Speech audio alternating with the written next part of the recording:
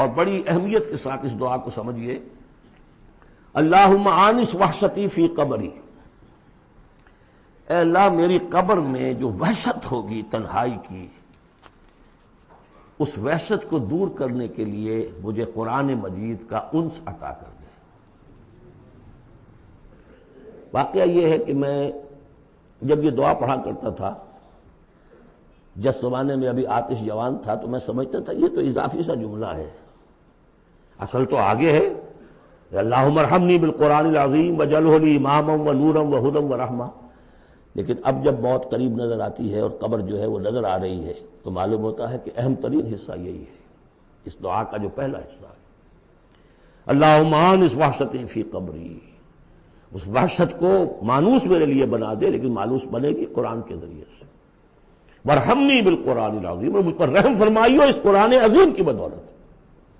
وجعلہ لی اماما ونورا وہدی ورحمہ، اور اس دنیا میں پروردگار اس قرآن کو میرے لیے امام بنا دے، میں اس کی پیروی کروں۔ لیکن یہ الفاظ کہتے ہوئے اپنے دل کو دیکھنا ہوگا کہ خود اپنا ارادہ ہے یا نہیں، عزم ہو کہ ہاں اب قرآن کو اپنا امام بنانا ہے، اس کے پیچھے چلنا ہے، تب تو اللہ تعالیٰ سے دعا کرتے ہوئے بھی انسان جو ہے پھر اسے سجتی ہے یہ دعا، اور ایسا کوئی شعوری فیصلہ ہے ہی نہیں، تو پھر یہ ایک روٹین ہے، بس آپ نے ایک الفاظ ہے جو زبان سے کہہ دیے ہیں، ذالک قولہم بافواہہم، اپنے منہ سے نکلنے والی باتیں اور کچھ نہیں۔ وجعلہ لی اماما ونورا، نور بنا دے، وہدی، ہدایت بنا دے، اور رحمت بنا دے۔ اللہم ذکرنی منہ ما نسیت، اے اللہ مجھے یاد کرا دے اس میں سے جو میں بھول جاؤں، وعلمنی منہ ما جہلت، اور جس چیز کو میں اس میں سے جانتا نہیں ہوں، اور ہم تو سب سے جاہل ہیں، کتنے فیصد لوگ ہیں جو جانتے ہیں قرآن میں ہے کیا، لیکن بہرحال دعا مانگیے کہ اللہ تعالیٰ ہمت دے، آپ قرآن سیکھیں، قرآن سیکھنے کے لیے عربی سیکھیں، علمنی منہ ما جہلت، لیکن یہ بھی اگر آپ کا اپنا ارادہ نہیں ہے کہ سیکھنا ہے، تو اللہ تعالیٰ زبردستی تو آپ کے دل میں آ کے قرآن کا علم نہیں ڈال دے گا۔ قرآن کا علم تو بڑی قیمتی شے ہے، دنیا کا کوئی فن ہو، کوئی معمولی سا کوئی فن ہے، وہ بھی سیکھنا پڑتا ہے، محنت کرنی پڑتی ہے۔ جیسا کہ حضرت علی نے فرمایا، بڑے اونچے اشعار ہیں، یغوث البحر من طلب اللآلی، جو شخص بھی موتیوں کا طلبگار ہوتا ہے اسے سمندر میں غوطہ زنی کرنی پڑتی ہے۔ ومن طلب العلا سہر اللیالی، جو کسی بلند مقام تک پہنچنا چاہتا ہے زندگی میں، وہ راتوں کو جاگتا ہے، محنت کرتا ہے، پڑھتا ہے، جو بھی مشقت کرتا ہے۔ ومن طلب العلا من غیر قد، اور جو کوئی بلندی کا طلبگار بن جائے بغیر کوشش کے، اضاع العمر فی طلب المحالی، پھر وہ اپنی عمر ضائع کر بیٹھتا ہے ایک محال چیز کی طلب میں، وہ تو ہونے والی بات نہیں ہے، یہ دنیا اللہ نے بنائی ہے کہ محنت کرو۔ تو یہ دعا مانگتے ہوئے علمنی منہ ما جہلت، تو اپنا ارادہ کریں پختگی کے ساتھ، اور چونکہ یہاں وہ نظام اب چلنے والا ہے، اس کا پراسپیکٹس بھی نیچے موجود ہے، 1 ایئر کورس جو ہم نے شروع کیا ہے قرآن انجمن خدام القرآن کے تحت، وہ لاہور میں ہوتا آ رہا ہے بہت سے سالوں سے، یہاں بھی 1-2 مرتبہ ہو چکا ہے، ابھی سال پھر یہ شروع ہو رہا ہے، اور یہ 23 فروری تک اس کے جو ہے وہ اس کی کلاسز شروع ہوں گی، اس سے پہلے ڈیٹس وغیرہ ہیں، پراسپیکٹس چھپ چکا ہے، نیچے دفتر سے آپ کو مل جائے گا، 5 روپے اس کی پراسپیکٹس کی قیمت ہے،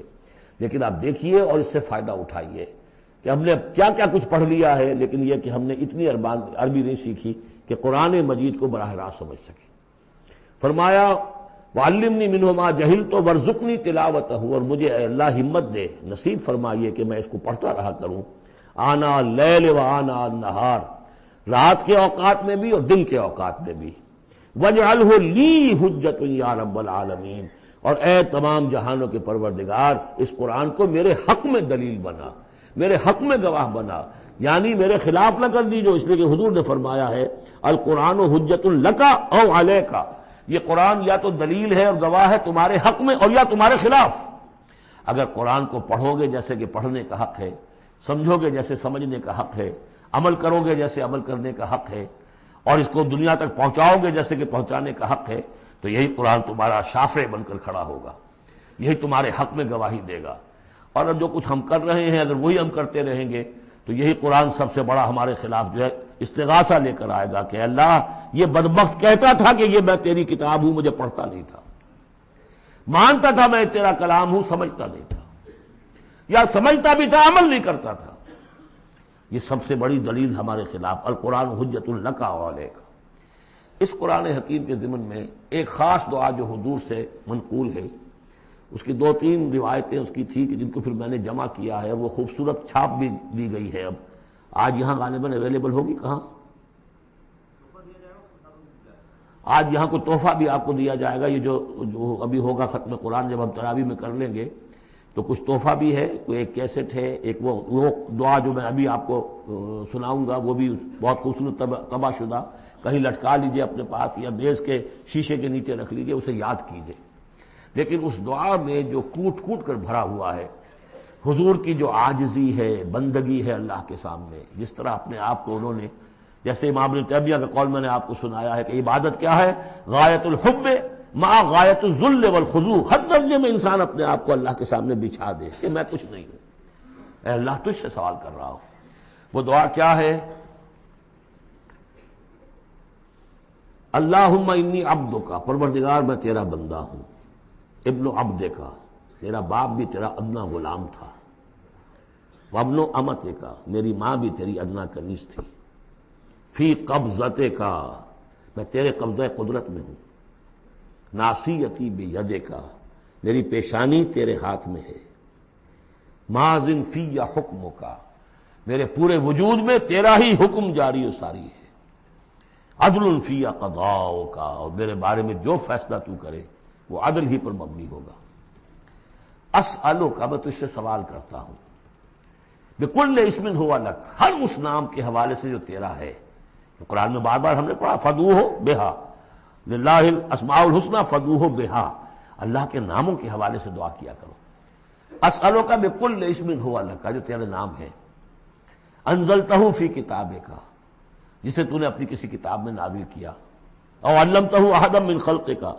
یا تو نے اپنے مخلوق میں سے کسی کو سکھایا، اب استاثرت بہ فی مکنون الغیب عندک، یا اسے ابھی اپنے پاس اپنے غیب کے خزانے میں محفوظ رکھا ہوا ہے۔ سارے ناموں کا حوالہ دے کر